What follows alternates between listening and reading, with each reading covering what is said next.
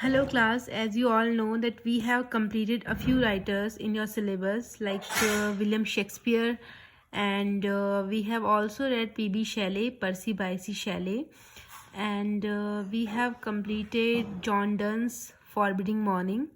So now this is our fourth writer, who is John Milton, a writer who is very famous for his religious sonnets. ठीक है, धार्मिक तरह के हैं ये जो हमारे जॉन मिल्टन है, और इन्होंने काफ़ी ऐसी पोएम्स लिखी हैं जो धार्मिक हैं. ठीक है, इनकी जो भी पोएम्स आपको मिलेंगी वो धार्मिक ही होती है, जिनमें कहीं ना कहीं गॉड का डिस्क्रिप्शन दिया जाता है या एक धार्मिक विश्वास के बारे में वो बात करते हैं. ठीक है, इनकी पोइट्री कुछ इसी तरह की होती है. And he is immensely famous for his work paradise lost. ठीक है, ये एक ऐसा वर्क है जो I think history of English literature में आप कभी डिनाई नहीं कर सकते हैं. इतना लेंदी है, इतना अपने आप में इतना मैजिकल वर्क है ये पूरा, कि बहुत ही ब्यूटीफुल वर्क है जॉन मिल्टन का ये.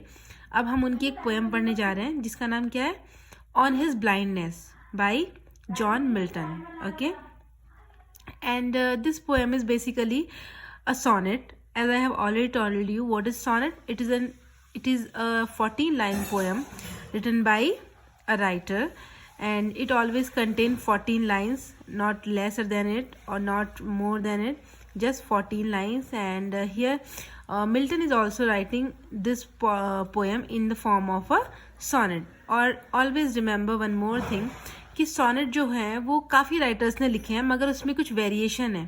जैसे कि मैंने आपको बताया था कि विलियम शेक्सपियर के जो सोनेट्स हैं उनका जो डिवीज़न है वो अलग तरीके से है, और जो हमारे मिल्टन ने सोनेट लिखे हैं वो उनका डिवीज़न अलग तरीके से है.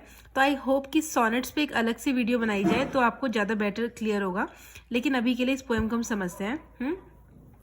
This sonnet is autobiographical. Autobiographical मैंने आप सबको बताया क्या कहते हैं, कि जिसमें आपकी खुद के लाइफ के बारे में कुछ दिया जाता है. हमेशा याद रखिए कि जो जॉन मिल्टन थे, he studied so much, he has written so much, कि वो इतना पढ़ाई उन्होंने किया, सब कुछ किया, कि वो अपनी लाइफ में बीच में ही क्या हो गए थे, ब्लाइंड हो गए थे. He had completely lost his I site. पूरी तरह से उन्होंने अपनी आंखों की दृष्टि खो दी थी.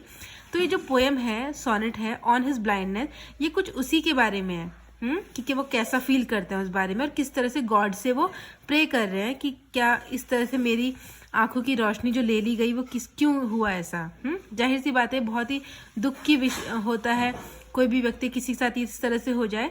तो जॉन मिल्टन भी इसी को सोच के दुखी हैं और भगवान से पूछ रहे हैं कि ऐसा क्यों किया.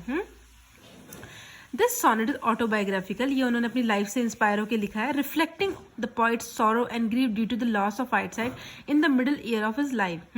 रिफ्लेक्टिंग, विचार करना. ये सॉनेट है, विचार करता है किस पर, कि आपके ना जो पॉइट था उसकी आंखों की रोशनी कैसे चली गई उसकी जिंदगी के आधे ही समय में, और उस पर ही वो दुख और संताप एक तरह से जता रहा है. The thought which disturb him the most is that he will not be able to utilize the enormous talent which God has endowed him with. उन्हें जो सबसे ही ज़्यादा परेशान जो विचार कर रहा है वो क्या है, कि वो उस टैलेंट का, उस जो इतना ज़्यादा उनको टैलेंट भगवान ने दिया है उसका यूटिलाइज नहीं कर पाएंगे. ओके, ये जो देखो कुछ नए नए वर्ड, एंडोर्ड हिम विद मतलब दिया हुआ है, या भगवान ने जो उनको दिया है, इस तरह का आशीर्वाद दिया है, इस तरह के टैलेंट का. डाउट एंटर्स हिज माइंड, उनके दिमाग में शक पैदा हो चुका है. And he fears that God will be angry with him for not using him talent the gift of poetic creation. और उनको इस बात का डर है कि भगवान उन पर नाराज होंगे कि उन्होंने उनका दिया हुआ टैलेंट, जो उनका गिफ्ट है पोएटिक क्रिएशन का, जो वो पोएम्स लिखते हैं, वो उसको यूज़ नहीं कर पाए. But soon his unflinching faith and patience acceptance of God's will overwhelm him, and he realizes that God does not need any service in return for the gift that he bestows upon man. है ना.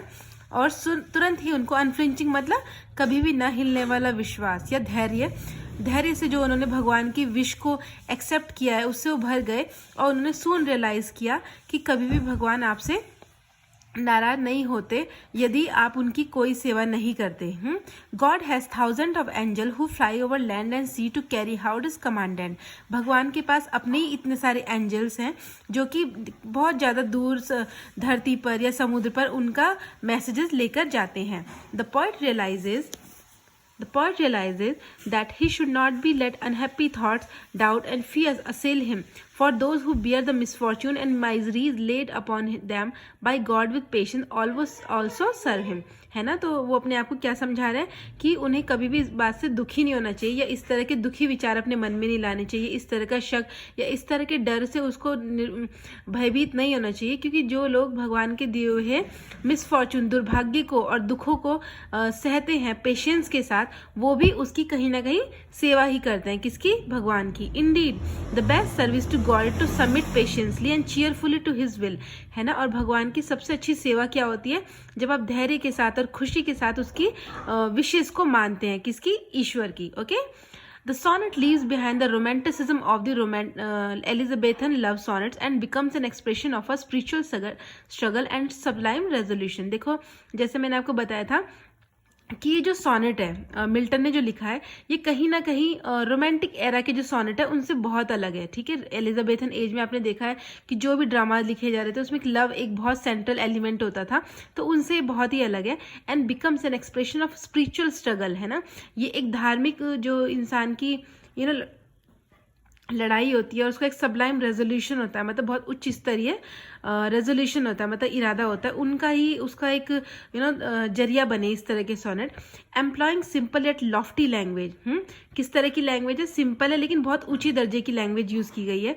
The sonnet convey deeply sincere feelings of devotion and service to God. और इसी तरह के sonnet जो है वो क्या दिखाते हैं कि भगवान के प्रति जो आपकी बहुत ही अच्छी फीलिंग्स है, धार्मिक फीलिंग्स है, और भगवान की सेवा और विश्वास, divine dispensation and trust in the all encompassing love and benevolence of God. ये सभी टर्म्स हैं, इनका मीनिंग आपको देखना है, ठीक है। I don't believe in spoon feeding, तो आप लोग इसका मतलब देखो पहले, डिस्पेंशन और बेनेवोलेंस का, ओके। कि ये पूरा का पूरा जो बता रहा है वो यही बता रहा है कि इस तरह के सोनेट से आपका पता चलता है कि किस तरह की धार्मिक भावनाएं और किस तरह का आपका भगवान में विश्वास है। ये मिल्टन के सोनेट के बारे में दिया गया है। इस सोनेट पे एक अलग से ही बनाना पड़ेगा जो वीडियो है, तो आप तब तक इसका एक जीज समझ लीजिए इस पोएम का।